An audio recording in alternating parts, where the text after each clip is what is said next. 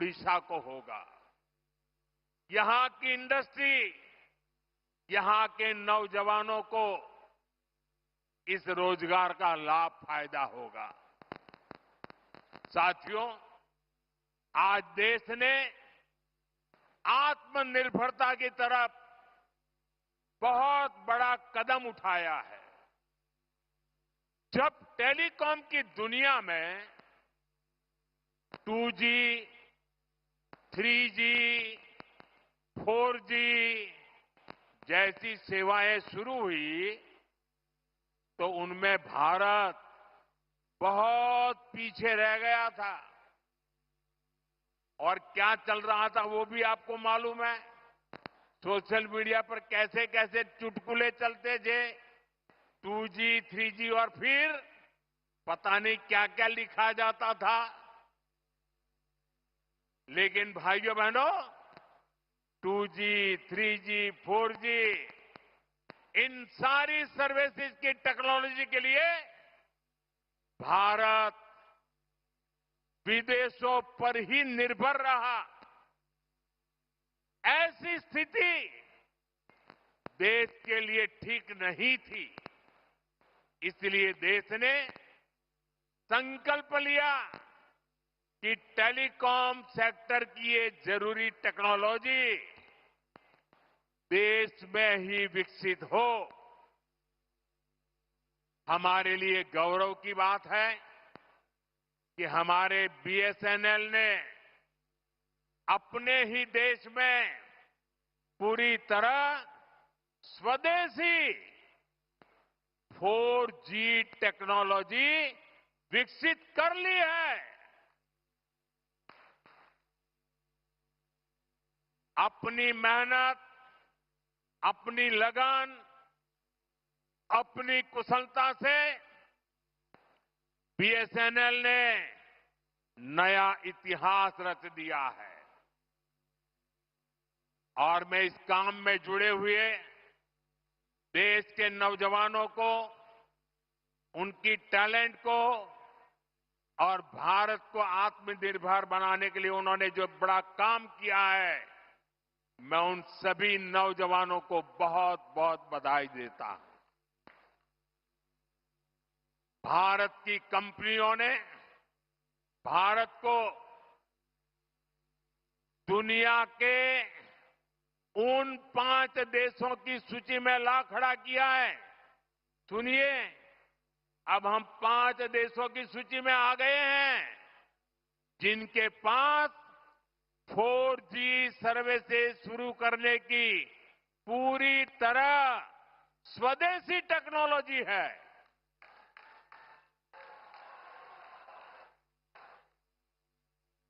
साथियों, ये संयोग है कि आज BSNL अपनी स्थापना का 25वां वर्ष मना रहा है। और इस ऐतिहासिक दिन BSNL और उसके सहयोगियों की मेहनत से आज Bharat global telecom manufacturing hub बनने की दिशा में आगे बढ़ रहा है। ये ओडिशा के लिए भी गर्व की बात है कि आज झारसुगुड़ा से BSNL के स्वदेशी 4G नेटवर्क का शुभारंभ हो रहा है, जिसमें करीब 1 लाख, दोस्तों देश के लिए गर्व होगा, 1 लाख 4G टावर है। ये टावर देश के दूरदराज के क्षेत्रों में कनेक्टिविटी की नई क्रांति लाने जा रहा है। 4G तकनीक के एक विस्तार से देश भर में 2 करोड़ से ज्यादा लोगों को सीधा लाभ मिलेगा। करीब 30,000 ऐसे गांव जहां हाई स्पीड इंटरनेट सुविधा नहीं थी, वहां भी अब ये सुविधा मिलने जा रही है। साथियों, इस ऐतिहासिक दिन का साक्षी बनने के लिए इन हजारों गांव के लोग भी अभी हमारे साथ जुड़े हुए हैं। हाई स्पीड इंटरनेट की सुविधा से ये जो नई टेक्नोलॉजी है ना, उसी के द्वारा वो हमें सुन भी रहे हैं, हमें देख भी रहे हैं। और ये दूर दूर सीमा पर बसे गांव है। और हमारे संचार मंत्री जो इस विभाग को देखते हैं, ज्योतिरादित्य सिंधिया जी भी असम से हमारे साथ अभी जुड़े हुए हैं। साथियों, बीएसएनएल की स्वदेशी 4G सर्विसेज का सबसे अधिक फायदा मेरे आदिवासी क्षेत्रों को होगा, मेरे आदिवासी भाई बहनों को होगा, दूर दराज के गांवों को होगा, दूर सुदूर पहाड़ी क्षेत्रों को होगा। अब वहां के लोगों को भी बेहतरीन डिजिटल सेवाएं मिल जाएगी। अब गांव देहात के बच्चों को ऑनलाइन क्लास लेने में, दूर सुदूर के किसान को अपनी फसल की कीमत का पता लगाने में, किसी मरीज को टेलीमेडिसिन के जरिए आयुष्मान आरोग्य मंदिर से भी देश के बड़े से बड़े डॉक्टर से सलाह लेने में बहुत सुविधा हो जाएगी। इसका बहुत बड़ा फायदा जो सीमा पर तैनात, हिमालय की चोटियों पर खड़े, रेगिस्तान में खड़े हमारे फौजी भाई बहनों को भी होगा। वो अब सुरक्षित कनेक्टिविटी से आपस में बात कर पाएंगे। साथियों, भारत पहले ही सबसे तेज 5G सर्विसेज को रोल आउट कर चुका है।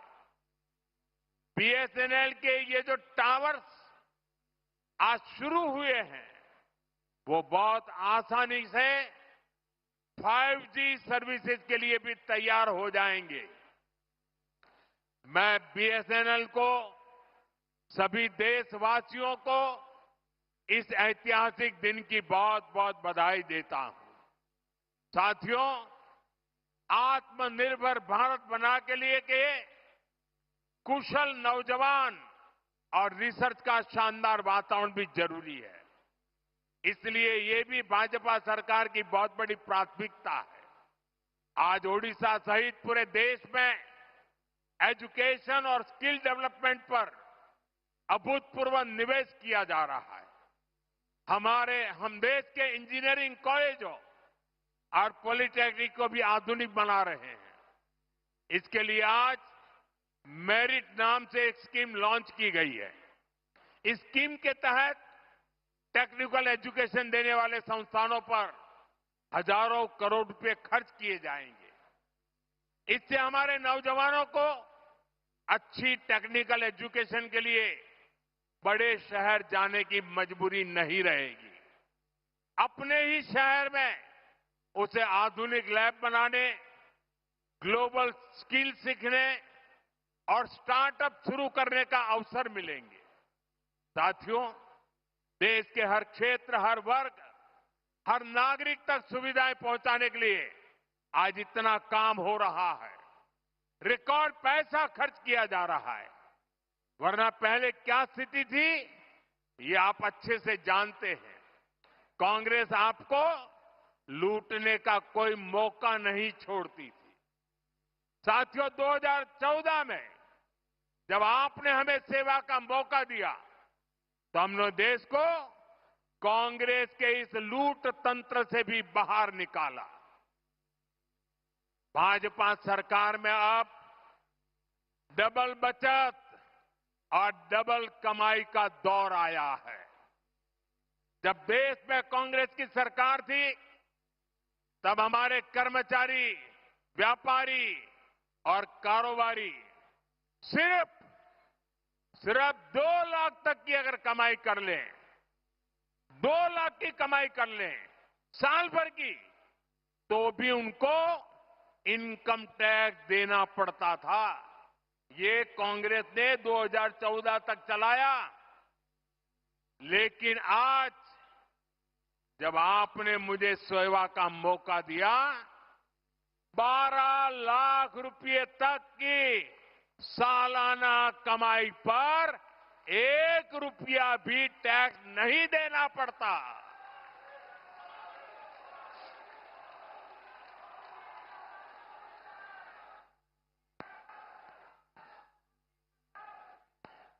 साथियों, अभी इस 22 सितंबर से देश में, उड़ीसा में जीएसटी के नए रिफॉर्म भी लागू हुए हैं। इन सुधारों ने आप सभी को जीएसटी बचत उत्सव का उपहार दिया है। अब माताओं बहनों के लिए रसोई चलाना और सस्ता हो गया है। जरूरत की अधिकतर चीजों के दाम बहुत कम हो गए हैं। मैं आपको एक उदाहरण से समझाता हूं। मान लीजिए उड़ीसा में एक परिवार राशन और घर में जो जो चीजों की आवश्यकता होती है, अगर मान लो कि साल भर में वो 1 लाख रुपया खर्च करता है, हर महीना 12-15 हजार रुपया अगर खर्च करता है तो साल भर का 1 लाख रुपया खर्च हो जाता है। 2014 से पहले कांग्रेस की सरकार, अगर आप 1 लाख रुपया खर्च करते थे तो 25,000 रुपया, 20 से 25,000 रुपया टैक्स ले लेती थी। यानी 1 लाख रुपया आपको 1.25 लाख रुपया देना पड़ता था। साल 2017 में हमने पहली बार जीएसटी लाए और उसमें हमने आप पर का बोझ काफी कम किया, टैक्स कम किया। और हम दोबारा जीएसटी रिफॉर्म करके लाए। अब भाजपा सरकार ने इसको बहुत कम कर दिया है। अब 1 लाख रुपए के सालाना खर्च पर एक परिवार को सिर्फ 5-6 हजार रुपये ही देने होंगे। अब बताइए कहां 25,000 और कहां 5-6 हजार। कांग्रेस राज की तुलना में आज सालाना 1 लाख रुपए के खर्च पर हमारे गरीब सामान्य मध्यम वर्ग के परिवारों की 20-25 हजार रुपए की बचत पक्की हो गई है। साथियों, हमारा उड़ीसा किसानों का प्रदेश है। किसानों के लिए भी जीएसटी बचत उत्सव बहुत शुभ है। कांग्रेस के जमाने में अगर किसान ट्रैक्टर खरीदता था तो एक ट्रैक्टर पर उसको 70,000 रुपये टैक्स चुकाना होता था। जीएसटी आने के बाद हमने टैक्स घटाया।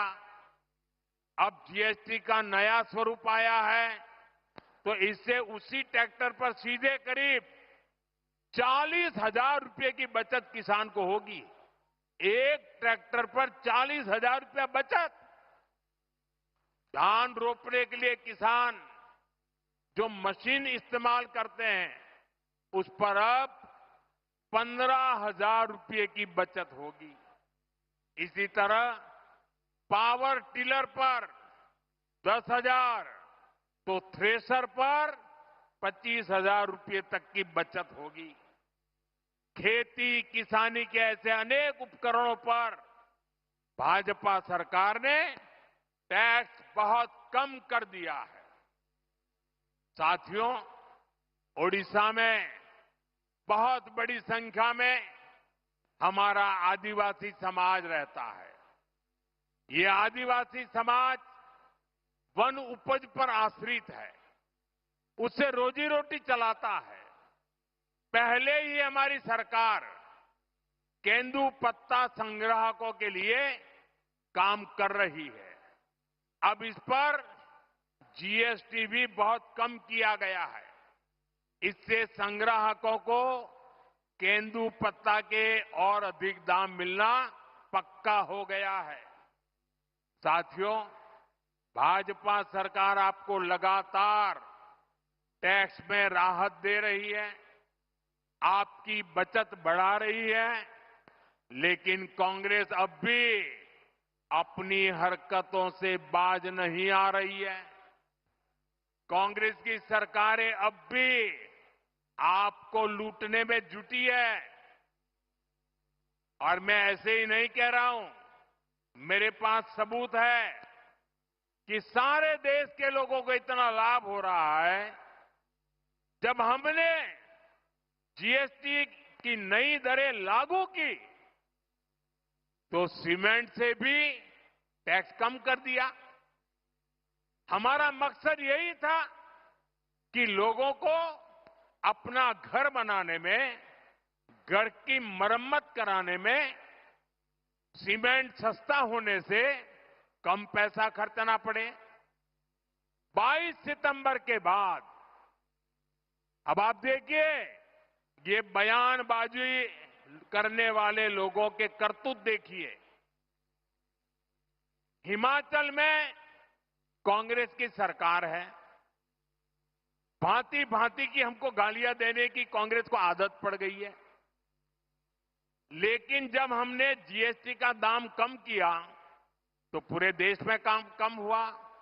लेकिन कांग्रेस आम जनता को ये सुख देना नहीं चाहती है। पहले जब हमने डीजल पेट्रोल में पैसा कम किया था तो जहां जहां कांग्रेस की सरकारें थी, उन्होंने ऊपर से दूसरा टैक्स लगा करके उतना ही दाम रहने दिया और खुद तिजोरी भर करके लूट का रास्ता खोल दिया। ऐसा ही हिमाचल में कांग्रेस सरकार ने, जब हमारी सरकार ने सीमेंट का पैसा कम किया तो उन्होंने अपना एक नया ही टैक्स लगा दिया। और इसलिए जो फायदा भारत सरकार हिमाचल के लोगों को देना चाहती थी, ये कांग्रेस की लूटबाज सरकार उसमें दीवार बन के खड़ी हो गई। इसलिए मैं कहता हूं, कांग्रेस की सरकार जहां भी रहेगी वहां लोगों को लूटेगी। इसलिए देश के लोगों को कांग्रेस से सावधान रहना ही है और उसके साथियों से भी बच के रहना है। साथियों, जीएसटी के बचत उत्सव ने सबसे अधिक खुशी हमारी माताओं बहनों को दी है। बहनों बेटियों की सेवा हमारी सरकार की प्राथमिकता है। इसमें भी हम माताओं बहनों के स्वास्थ्य पर बहुत जोर दे रहे हैं। साथियों, अपने परिवार के हित में